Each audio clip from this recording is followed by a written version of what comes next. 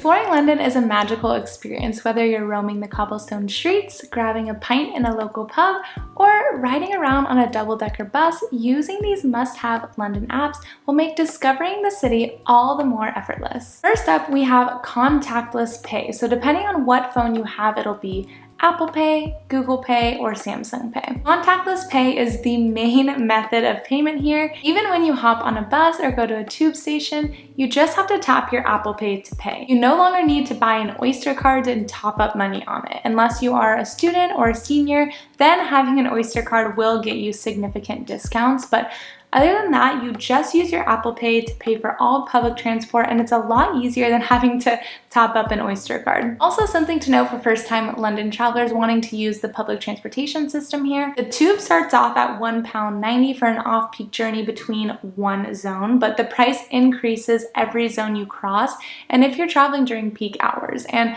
the bus is £1.75 one way, no matter how many zones you cross, and you can take multiple buses within the same hour, and it won't keep charging you. So it's just that one payment of $1.75 that you tap on your contactless payment method when you get on, and then you don't have to tap to get off. I know Apple Pay is widely used in the US too, but I specifically remember shopping at Walmart this last time that I was home, and I tried to use Apple Pay at the self-checkout stand, and they didn't accept it, which I thought was crazy because it's Walmart. It's like one of the biggest shops in America, but I've been here for nearly 3 months and I've never needed cash or my card for anything.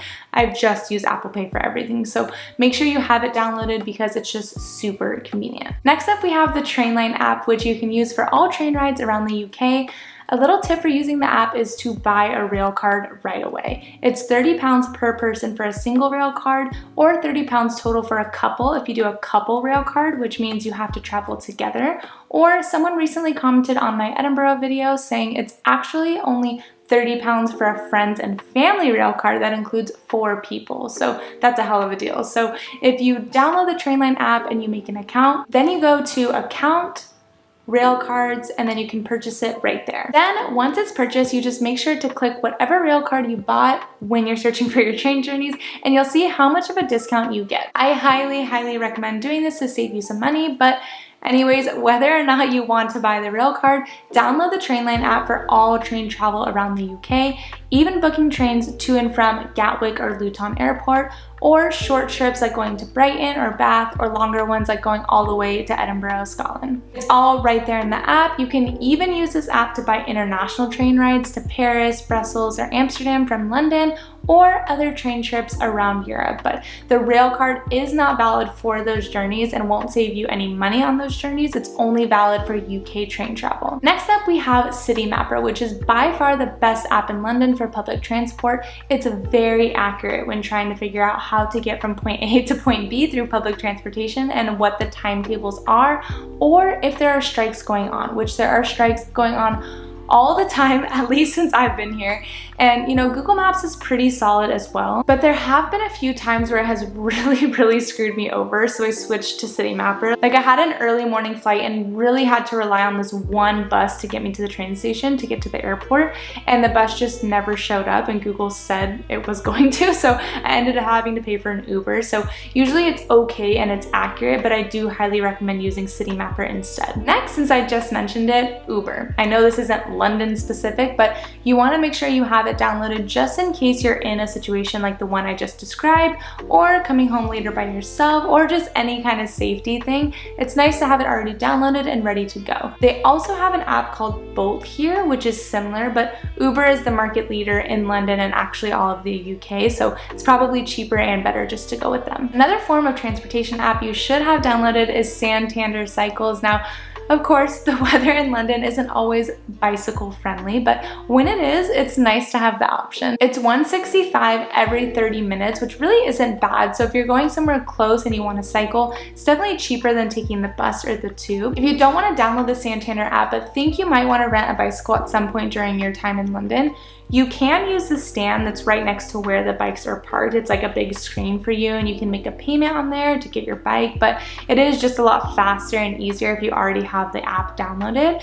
Also, in the app, it tells you where all the Santander bike stands are, so you can put in directions to know where you want to go, and it'll tell you directions on where to go, but also where to drop off that bike that's closest to your destination, since for these ones, they actually have to be locked into the Santander stands. They can't just randomly be parked anywhere on the street like Lime scooters and bikes. Next up, we have Deliveroo, which is the most popular food delivery service in London. So if you want to deliver food to yourself at any point during your time here, it's a great app to have downloaded. They do have Uber Eats here as well, which you can use, but Deliveroo is just more popular, and they usually give you a pretty good discount from the first order in the app. So if you're only in London for a short trip, or I guess any length of trip really, you can go ahead and take advantage of that. Next up, we have Revolut, and this is an online baking app which is similar to Venmo, so you can pay people back here.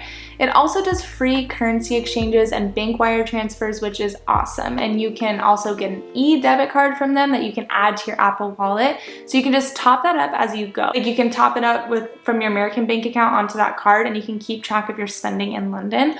Or you can even order a physical debit card before your trip and use that if you ever need to get money from an ATM, since it has 0 international ATM fees. I originally downloaded it just so whenever I go out with my friends here, I can easily transfer money from my US bank account into my Revolut and then pay them back. Again, very similar to like a Venmo or Zelle situation back in the States.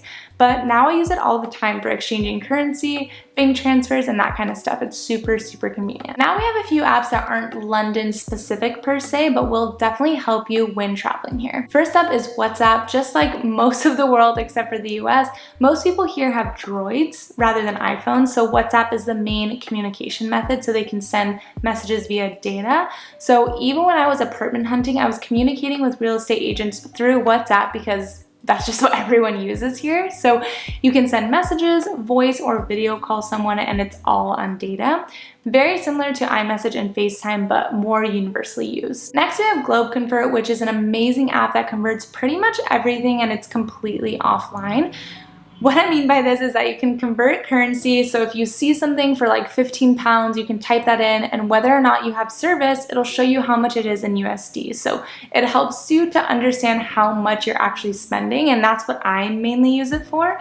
But it also converts temperature and metric units of measurement, so basically anytime you're confused, you see something in Celsius or kilometers, you can just open up the app and convert it really quick. And I use this app all the time, and it's seriously a lifesaver for any abroad trip. Next, let's talk about which streaming service apps to have. So Netflix, Disney Plus, and Amazon Prime are the only streaming services that work here.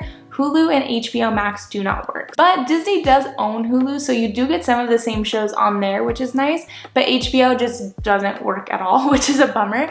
I usually use HBO back home to watch Harry Potter and Friends, which is on the UK Netflix here, so that's a plus for me. But if you have any HBO originals you like to watch, you'd need a VPN to watch them. And since I mentioned it, I can just briefly touch on what a VPN is, which is that it changes the IP address of your device and encrypts your data, so you're able to access geographically restricted content, aka trying to watch HBO in the UK where it doesn't exist. So you could log into your VPN and change your location to the US, and then HBO will work on that device because it's showing that your device is in the US, not in the UK anymore. But for more info on VPNs, how they work, which ones to use, how much they cost, check out this video. And lastly, this one is really for people moving here, since most people don't order from Amazon on a short trip. But if you have an existing US Amazon account, it won't work here because the two Amazons are completely different. So you have to actually switch it to a UK account in order to use it. So for me, I used to use my mom's back home in the States. So if I were to switch the Amazon account to UK, it now wouldn't allow her to order things for herself back in the States because now it's a UK account. So if you do share your Amazon account with someone, the account will only work for the country that it's associated with. So I had to get my own new UK Amazon account. Whether you're just going to London for a quick trip or looking to relocate here full-time, these apps are going to be super helpful for making your trip or transition here as smooth as possible. Now let's take a look at the reasons why I moved here and why I think you should too.